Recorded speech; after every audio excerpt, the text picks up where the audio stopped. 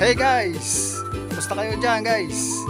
Nandito tayo ngayon sa bahay ng nanay ko. Sila ngayon ay nagkakain ng santol. Buburuhin nila. Yan guys, papakita ko sa inyo guys. Ito sila. Pasyahan sila pagkakain ng santol. Ito yung mga santol na binaak. Pinakain nila. Hindi bali sila isang timpana. Ayan guys, tatanong natin kung ilan ang nakakain nila. Ilan nakakain mo tatay sa ako na? Isang puno sila lahat eh, 2 kilo. Isang puno dyan, 2 kilo. Nakaka-2 kilo daw sila sa isang kalahati.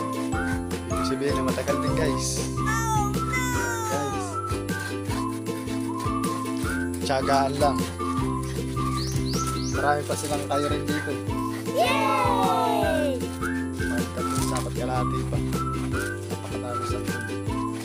Baka pala binuburo nila guys. Yan guys, kung sino gustong bumili, yan. Mura lang. Okay guys, hanggang dito lang tayo. Thank you so much guys.